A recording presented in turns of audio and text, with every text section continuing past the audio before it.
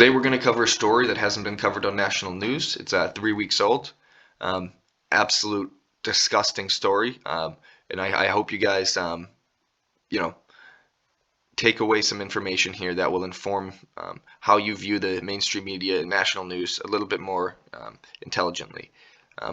I'm disgusted with who runs the narrative. I have ideas, but I don't want to get canceled on my first video. So, on January 30th at approximately 12:42 a.m., coming out from the Vacaville Police Department, officers responded to a welfare check at an apartment building. A woman had called and stated a man live streamed himself on social media from inside the apartment. The live stream showed the man carrying a handgun and two women lying on the floor not moving. Officers learned the 29-year-old man, Raymond Michael Weber, was wanted for an outstanding warrant for various felonies, including domestic battery and assault with a deadly weapon. Officers arrived on scene and found the suspect had barricaded himself. They negotiated and were unsuccessful, so they broke through, entered the apartment, and found the man hiding. After a brief struggle, the man was taken into custody at 8:32 a.m., about 8 hours later from the initial engagement. Officers additionally did find the two women deceased inside the apartment.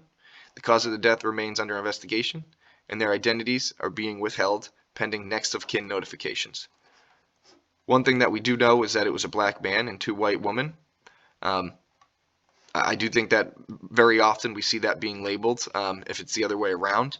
And I'm here to start calling this out, as I'm going to be bringing white children into this world. And I don't want them to be forgotten. I don't want them to be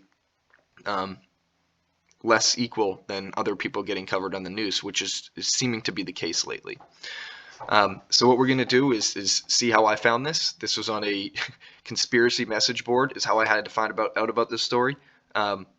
This guy, you can hear his passion.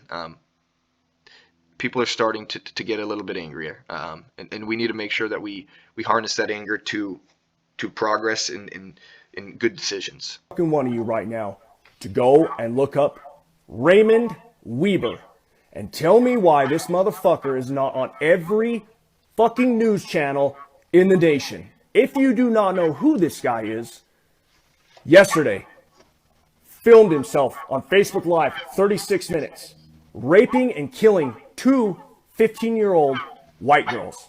Black man, by the way. Raping them, shot them both fucking point blank in the head on Facebook Live. If that was a white man who raped two black chicks, it would be on every fucking news channel in the United States, and you would be able to see the U.S. burning from fucking space. You can see the absolute emotion pouring through this guy's voice eyes. People are no longer going to be silent about this slant in the narrative, and it's absolutely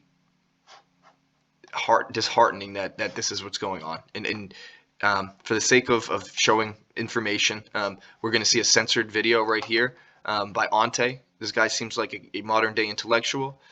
Brother did what he had to. Unfortunately, 100.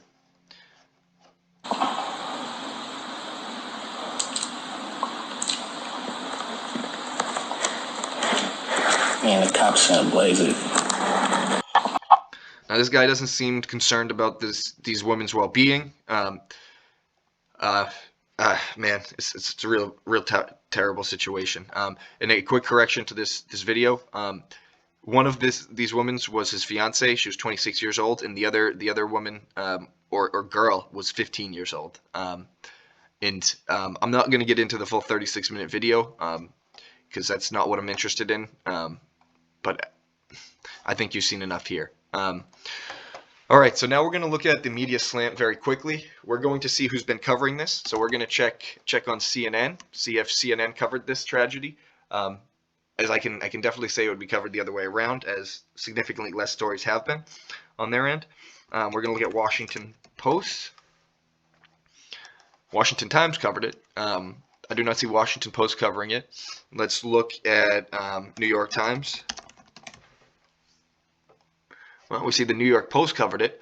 The New York Post got banned during the election season from Twitter for putting out Hunter Biden videos. So New York Post is considered now a fringe or conspiracy media outlet, even though they're one of the oldest outlets, media companies in the United States. Let's see who is covering it. So we have CBS Local, and I always like to get my news from local. So if you're getting international news, find the local source and Wow, use super convenient Translate if you shopping at can. 99 Branch without. There's a couple other companies or outlets that covered it. People Magazine. And this is where I got more information on the fact that, oh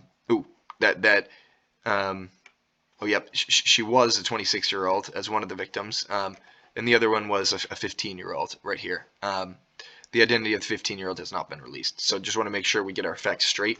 Not that after a certain point, not that some of these facts matter. This guy's an animal. In the news, the mainstream media did not make it a national headline. That's one of my main takeaways for today. And you see, Heavy covered it, People Magazine covered it, LA Times covered it, but it did not seem to make national headlines. And I think that's a question we want to ask ourselves. Who is controlling the media, and who is putting out this narrative? Doesn't seem like it would be white people, because this is a tragedy against white people, and I don't know why white people would suppress it. And it doesn't seem like it's black people controlling the national news because, they're so oppressed. How could they ever get into that kind of position? So anyway, be safe, protect your families, guys, and look into the facts yourself, because they're not going to be presenting the facts as authentic as many think. God bless.